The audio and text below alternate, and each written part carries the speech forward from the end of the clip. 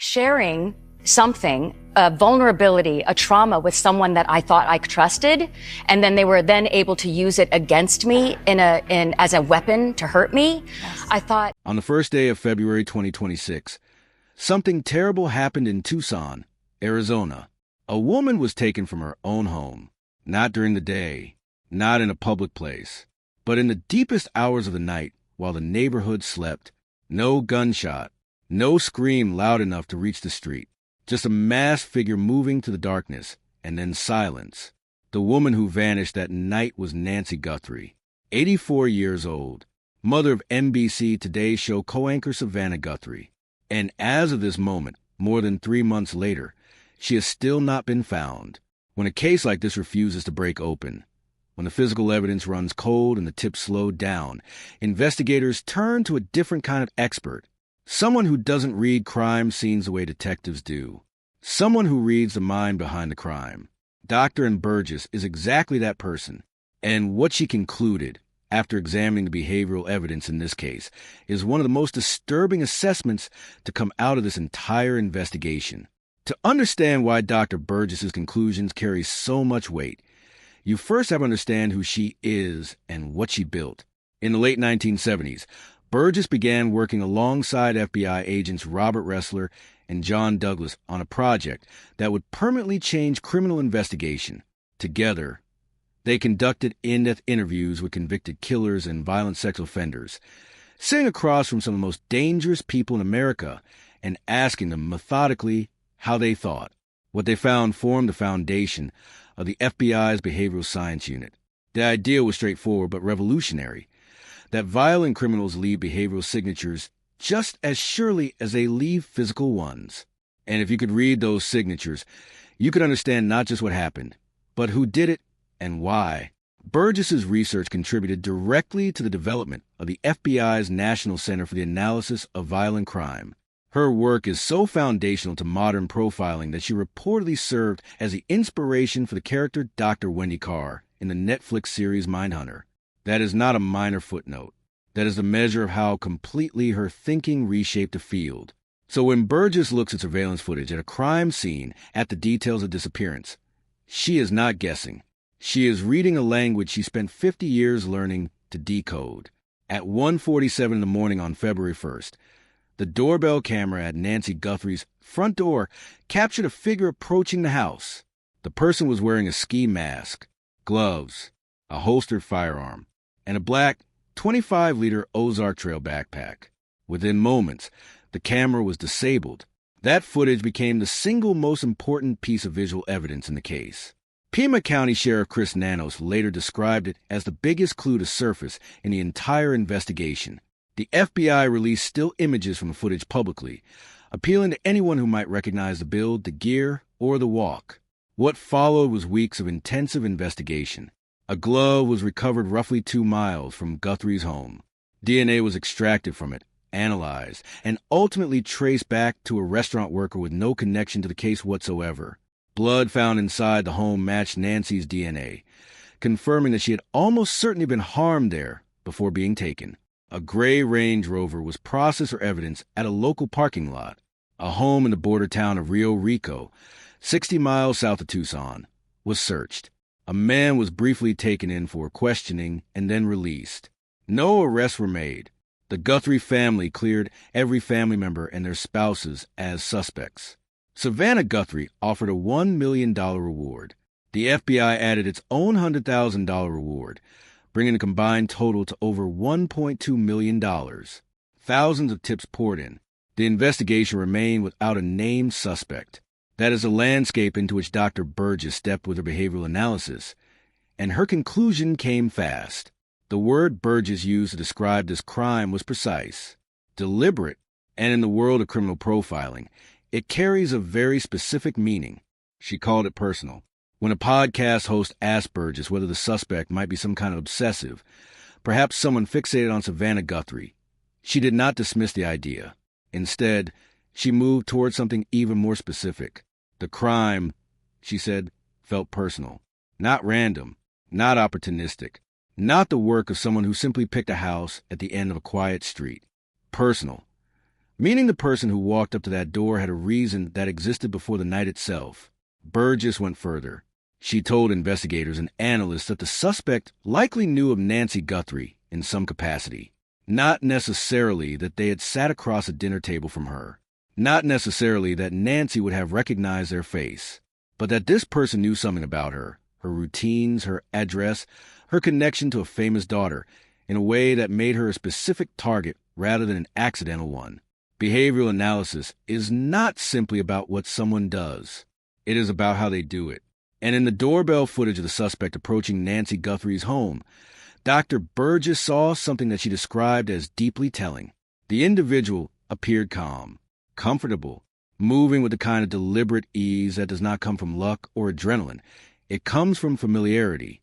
Burgess noted that the perpetrator's demeanor showed what she called coolness under pressure, and that this trait is consistent with someone who had either planned the act carefully or was acting out of a deeply personal motive that gave them psychological certainty about what they were doing. Comfort in a target location is a behavioral red flag of the highest order. It means the person was not discovering the house for the first time in the dark. They were moving through a space they had already mapped, whether physically, through prior visits, or mentally, through extended observation of the home and the person inside it. As Burgess put it simply and directly, behavior tells a story, and sometimes that story reveals why a person was chosen. Burgess was clear that unlocking the motive is the key to unlocking this case. She told News Nation journalist Brian Ennin directly, if investigators can establish the motive, they will have far more to work with. And she laid out several possibilities, each one more unsettling than the last. Retaliation was at the top of her list. Revenge, the idea that someone used Nancy Guthrie to send a message to Savannah, or to punish her for something real or imagined. Burgess acknowledged that high-profile people like Savannah received threatening communications regularly, sometimes going back years, and that investigators had almost certainly asked Savannah about any disturbing letters or contacts she may have received over the course of her career. Money was not ruled out either.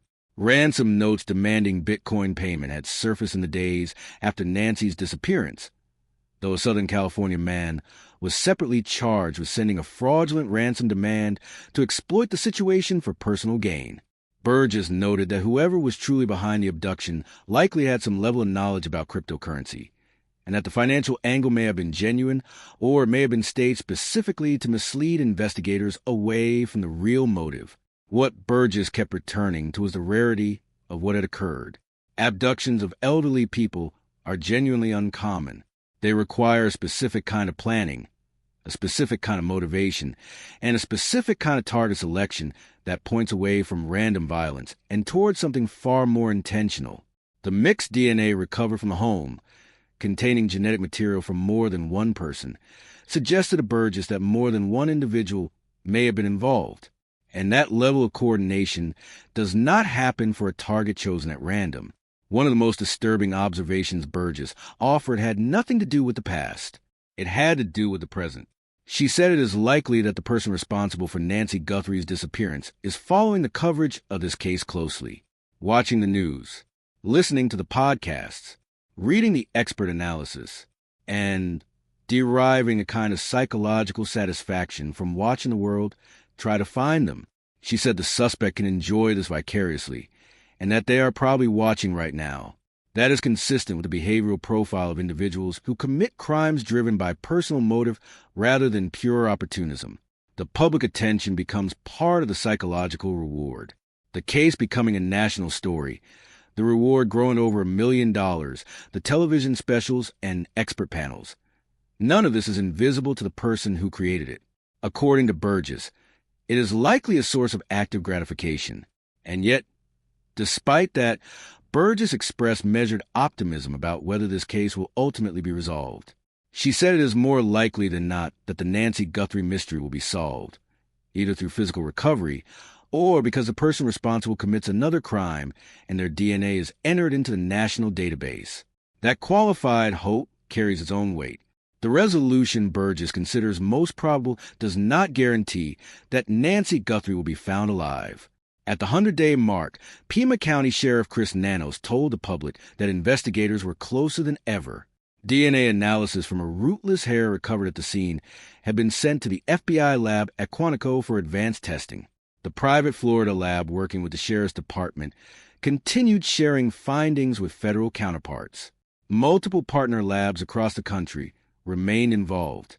The combined expert panel assembled by journalist Brian Enton, including Dr. Burgess, forensic psychologist Dr. Gary Brucato, and criminologist Dr. Casey Jordan, reached a unified conclusion after reviewing all available evidence. They agreed the perpetrator almost certainly knew of Nancy Guthrie before the night of February 1st. The crime was targeted. The victim was chosen. And the reason she was chosen is the missing piece that, once found, will likely unravel everything else. Savannah Guthrie has said publicly that her family cannot be at peace without answers. In one of the most heartbreaking statements of this entire case, she told her former co-host Hoda Kotb that she feared her public life had made her mother a target and that she could not stop feeling responsible. Doctor and Burgess spent 50 years sitting across from the most dangerous people in America, learning to read the architecture of violent decisions. What she brought to the Nancy Guthrie case was not speculation. It was a disciplined application of a framework built on decades of evidence. Her conclusion, that this crime was personal, deliberate, and driven by a motive connected either to the Guthrie family's public profile or to a private grievance not yet identified, reshapes the entire investigative direction. It eliminates the random stranger theory. It points towards someone in the extended orbit of this family's life. It suggests the answer is not out in the open, but it is somewhere, attached to a face, connected to a history. Behavior tells a story. And the story of what happened in Tucson on February 1st, 2026, is still being written. If you have any information about the disappearance of Nancy Guthrie, contact the FBI at 1-800-CALO-FBI or submit tips at tips.fbi.gov. The reward stands at over $1.2 million. The family is still waiting.